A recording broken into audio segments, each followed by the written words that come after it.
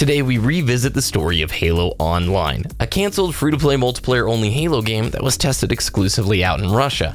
The game was developed by Saber Interactive and produced by Innova Systems.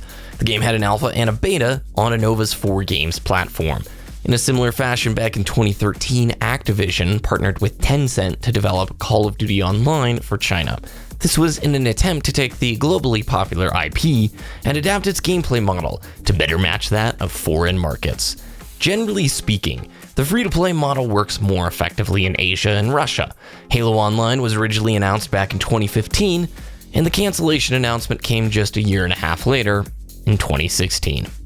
No detailed official specifics were ever given as to why Halo Online was canceled, but an alleged developer on the project had mentioned it was due to Microsoft failing to make decisions on the future of the project for a period of over 6 months. The multiplayer mode was based on a modified version of Halo 3's engine and featured several classic weapons, vehicles, and maps, as well as a couple of new maps. The game also had a ton of assets from Halo 4, like player models, weapon models, and you even saw with the weapons sort of a precursor to the Halo 5 Warzone weaponry, where you had a synthesis of, let's say, the carbine scope put onto a BR body. Now you'll notice in this video I'm mainly using footage of Halo 5 PC. In fact, the only Halo Online footage you are going to see is the official launch trailer footage. And that is because the game never legally released in the United States. There are ways for people to play it in the US. I'm just not going to be uploading it because this is 343's intellectual property.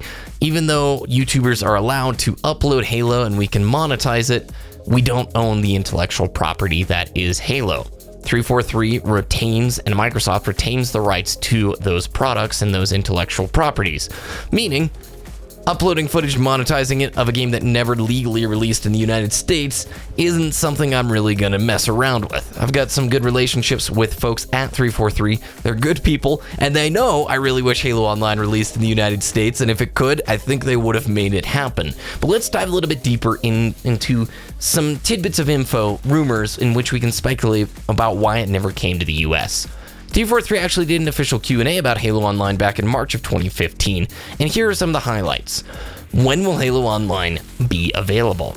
Closed beta period will begin in Russia later this spring. Will Halo Online represent the future plans for PC Halo? Halo Online is a learning opportunity for us as we explore ways to welcome new fans to the Halo universe. We're excited to release a Halo multiplayer-only PC experience tailored for Russian gamers. Total non-answer right there. Are you planning on bringing it to the Xbox One? No, it was built from the ground up for the PC. Are you going to bring it to other regions like North America and Europe? And this is the key answer here to listen to, everybody. Right now, our focus is on learning as much as we can from the closed beta period in Russia. Theoretically, any expansion outside of Russia would have to go through region-specific changes to address player expectations. Wah, wah, wah.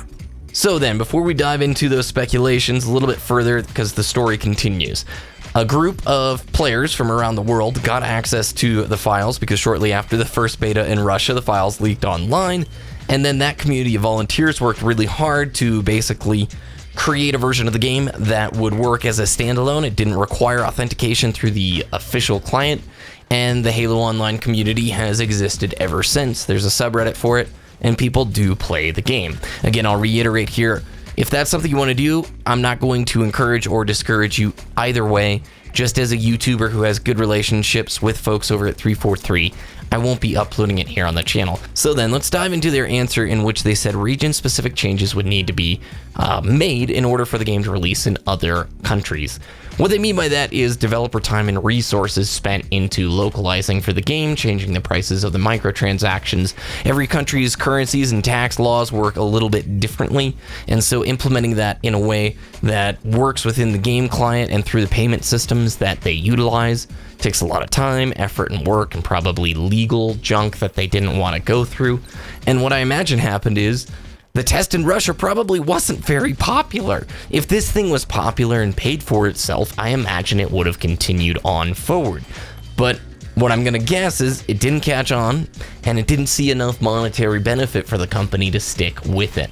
It is unfortunate because some of the assets for the game look fantastic. Most of the maps are Halo 3, a couple of which are remakes in Halo 3. You've got a remake of Turf from Halo 2 that was done with a total ice theme, and then 2 maps specifically made for Halo Online, both of which that look awesome. Do I think it's a missed opportunity that it never released in the United States? I really do. There is a very hungry PC community who want to get their hands on Halo on the PC. That's why I'm uploading Halo 5 PC, is because I want to support this community as we grow and enter the new chapter of Halo. We know from Phil Spencer that all first-party Xbox titles moving forward are going to be a part of the Play Anywhere program, or at least I think most of them. That means Halo 6 is 99.9% coming to Windows 10, or whatever the next Halo game is. That gets me super, super excited, and I hope it's just they take the lessons that they learned from Halo Online and utilize that in an effective way for whatever the next Halo PC release will be. So that in a nutshell is the story of Halo Online and why I don't upload it here on the channel. I've had a handful of questions ever since I started doing the Halo 5 PC uploads about it. The game will go down in Halo history as sort of an oddball little moment.